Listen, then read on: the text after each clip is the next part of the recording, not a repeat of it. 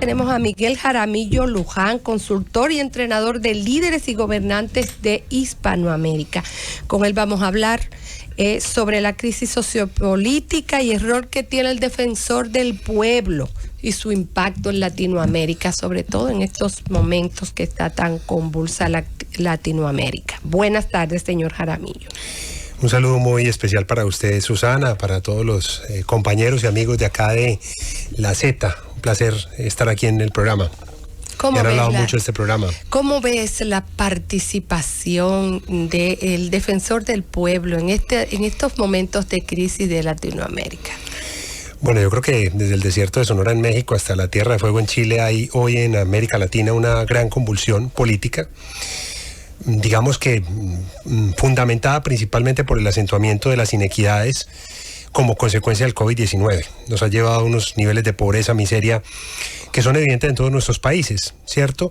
Y donde la defensa de los derechos humanos, desde el nivel, digamos, tradicional de los derechos civiles hasta cualquier derecho fundamental, toca principalmente la erradicación de la miseria y la pobreza. Entonces creo que el papel de un defensor del pueblo se da de una manera trascendental, sobre todo con unos niveles de transparencia mayores de los que está esperando el ciudadano. Hoy tenemos una clase política y unos políticos profundamente desacreditados por los ciudadanos, donde de una u otra manera el trabajo del líder político en una instancia como la Defensoría del Pueblo, como una Procuraduría, como una Contraloría, como un órgano, digamos, de control, debe hacerse 3, 4, 5 veces más transparente de lo normal para que el ciudadano pueda creer en él. Y ese es uno de los retos que tiene el señor Ulloa. La figura de la Defensoría del Pueblo, en el caso de la República Dominicana, si le hablo de manera sincera, de manera perceptiva en sentido general, si usted saliera a hacer una encuesta y le preguntara a la gente si hay alguna diferencia entre tener un defensor del pueblo y no tenerlo, le va a decir que da lo mismo. ¿El ciudadano que siente eso? ¿Qué puede hacer? Sí, ¿qué puede hacer entonces esta figura para hacerse sentir en la conciencia de la población de que es necesaria para ser mejor ciudadano o para contribuir con una mejor ciudadanía? Yo creo que esa pregunta que tú haces es aplicable casi que a cualquier líder político. Hoy el ciudadano está esperando un político de a pie, está esperando un político que se pueda tocar, a que se le pueda apretar la mano, un político que vaya hasta las zonas rurales de Dominicana, un político que llegue hasta la casa del ciudadano. Hoy el ciudadano, no solamente en República Dominicana, sino en varios países de las Antillas y de Centroamérica y de toda América Latina, espera un político que habite menos palacios de gobierno y habite más casas de gobierno, un político que use menos tapete rojo y que hable más desde la sencillez, desde la cercanía, desde la humildad. Creo que el reto para el nuevo defensor del pueblo, Pablo Ulloa, así como para alcaldes, al presidente Abinader y a todos los demás integrantes del gobierno, es abajarse, es acercarse al ciudadano, es hacer el papel inverso. Venimos de épocas de políticos montados en pedestales, de políticos a los que los ciudadanos tenían que buscar, y hoy el entorno digital, las redes sociales, Google y muchos otros desarrollos tecnológicos y el momento que está viviendo la política y los sistemas democráticos hacen que los políticos tengan que acercarse más al ciudadano y ser más cálidos, poder permitir la rendición de cuentas permanente. Yo creo que ese es un gran reto que tienen hoy, no solamente el defensor del pueblo, sino cualquier alcalde, gobernador o digamos cualquier persona que esté metido en los temas políticos. En nuestro país hay una situación un poco diferente. Otros países están muy convulsionados. Nosotros tenemos un gran reclamo social, que lo tenemos, pero tenemos ciertos niveles de avenencia, tenemos un gobierno que acaba de llegar. ¿Cómo tú le aconsejarías a Pablo Ulloa, al defensor del pueblo, que es una figura extrapoder en nuestro país, que gestione los temas?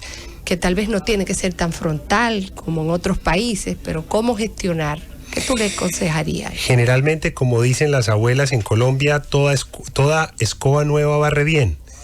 Y es el desgaste de los gobiernos lo que hace que la gente pida un cambio. Entonces nos imaginábamos lo mismo en Colombia hasta que aparecieron los K-Poppers o hasta que aparecieron movimientos de izquierda con grandes sumas de dinero y financiados por el narcotráfico. Por eso yo creo que pasa en Ecuador, pasa en Dominicana, pasa igualmente en otros lados donde hay gobiernos nuevos, que muchas veces la percepción del ciudadano pareciera estar lejana de que pudiera haber una convulsión. pero el escenario está dado en República Dominicana y en otros países para que exista una convulsión similar, por cuenta del COVID-19, por cuenta de la por la fuerte polarización que existe entre los dos grandes, por las dos grandes hegemonías políticas que gobiernan. El péndulo cambiará cuando termine el presidente Abinader y cuando quizá entre en un momento de desgaste mayor, avanzado su gobierno, que es inevitable. Puede ser el mismísimo Papá Noel, pero todos los gobiernos humanos llegan a un desgaste, ¿cierto? Y el péndulo cambia y la convulsión social puede aparecer. Recomendaciones, efectivamente, yo creo que humildad, muchísima humildad con el ciudadano de a pie. Segundo, más ciudadanía digital. El tema de los K-popers, el tema de Twitter, el tema de Instagram, el tema de lo que está pasando con Google e incluso con el mismo TikTok ya representan nuevos lenguajes para llegar a millennials, centennials y a nuevas generaciones. Que incluso los medios de comunicación tradicionales ya, digamos, están cediendo como industria informativa a llegar a otros escenarios de contacto con el ciudadano. Interacción horizontal. Se acabaron los palacios de gobierno, se acabaron los sitios privilegiados y el político hoy tiene que salir a las calles, entrar en contacto con la gente, apretar la mano. Mencionas mucho el político y nos estamos refiriendo al defensor del pueblo, que se supone que es una figura apolítica, en teoría. Entonces, teniendo nosotros un ministerio público, teniendo nosotros una policía, teniendo nosotros un ministerio de interior y policía, teniendo nosotros las instituciones que se supone que han de defender los derechos de los ciudadanos, la figura del defensor del pueblo, uno se pregunta qué tipo de defensa tiene que hacer para que el ciudadano sienta que tiene alguien que lo defiende, pero que me defiende en qué aspecto. Si no es un aspecto en que tengo que ir a Proconsumidor o que tengo que ir al Ministerio Público, a la Fiscalía, o sea, entonces, ¿para qué quiero al defensor del pueblo? ¿Para que me defienda de qué?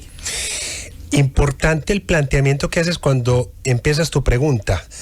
Pensamos que la política no está presente en la vida cotidiana de la gente y la relación tuya con tu pareja es política, la relación con tu mascota es política, la relación con el tendero de tu barrio es política, la relación con tu abuela es política, o sea, siempre estás en una relación de poder y de negociación. Cualquier funcionario público hace política, no política proselitista, eso es distinto. Entonces, digamos que de una u otra manera, ¿qué tiene que hacer para irme a lo concreto? Yo creo que escuchar más, porque muchas veces los reclamos por la violación de los derechos humanos son una gran cantidad de fantasmas invisibles para la ciudadanía. De puertas para adentro de muchas casas en Dominicana se violan los derechos de la mujer, se violan los derechos de las personas con diversidad sexual, se violan los derechos de las familias, de los hombres, de las mujeres. Yo creo que escuchar un poco más, porque hay muchos reclamos de los derechos humanos que son silenciosos y donde pues definitivamente esa figura tiene que empezar a dar o a mostrar que existen las herramientas para la denuncia, porque también eso yo creo que afecta mucho lo que está ocurriendo hoy en esa relación entre el defensor y la ciudadanía dominicana. ¿Cómo ves la diferencia entre la Defensoría del Pueblo, otros países que has asesorado, que ya son robustas, son instituciones robustas, tú sabes los antecedentes de aquí, con esta Defensoría del Pueblo?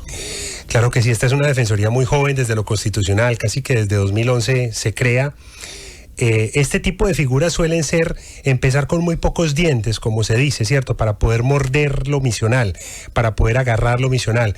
En otros países hay un mayor desarrollo, digamos, yo creería que la Defensoría del Pueblo colombiana, la mexicana, la brasilera, incluso la guatemalteca, han ido teniendo un proceso de evolución interesante, pero creo que es menester de la persona que asume el cargo, el hecho de poder generar un organismo que, más allá de ser simplemente una herramienta burocrática para darle puesto a unos cuantos, algo que realmente genere indicadores. Yo creo que en clave de gerencia pública nos hace falta muchos más resultados, no solamente resultados para el show, para el titular, para producir un periódico lleno de fotos y lanzarse al siguiente cargo, sino realmente para dar resultados en el cargo al cual se te nombra. Entonces, yo creo que la Defensoría necesita más indicadores, mejores indicadores y más veeduría de la ciudadanía para ver que sí se estén haciendo las cosas muy bien. Por último...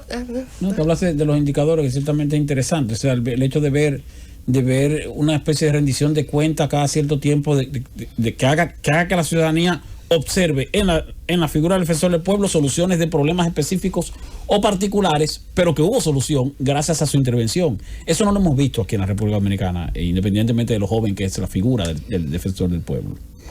Sí, lamentablemente yo creo que es una figura a veces hiperjurídica, pero que defiende los derechos civiles, y creo que le falta un poco más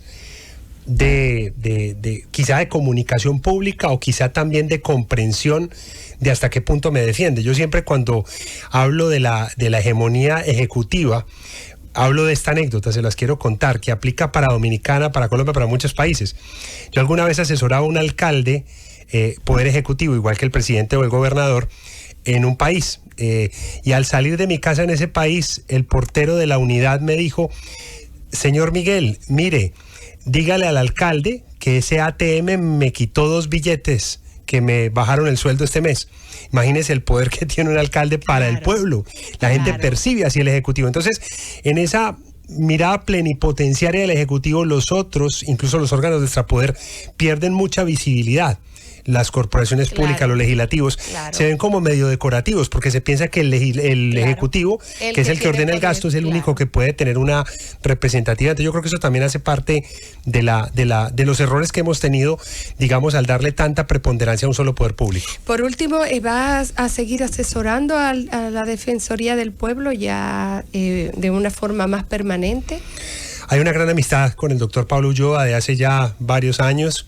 Hay cercanía, hay muchísimo cariño, hemos venido a acompañar su rendición de cuentas, hemos venido a saludar, aprovechando que hemos tenido por aquí un periodo de vacaciones, y nos da mucha alegría que Dominicana tenga un defensor del pueblo como Pablo Ulloa, una persona equilibrada, transparente, un líder político, digamos, tan promisorio, y pues la idea es de una u otra manera seguir la amistad adelante, eso es lo más importante. Bueno, gracias señor Jaramillo por estar con nosotros. Hemos conversado con Miguel Jaramillo Luján, consultor y entrenador de líderes y gobernantes de Hispanoamérica y consultor de la Defensoría del Pueblo.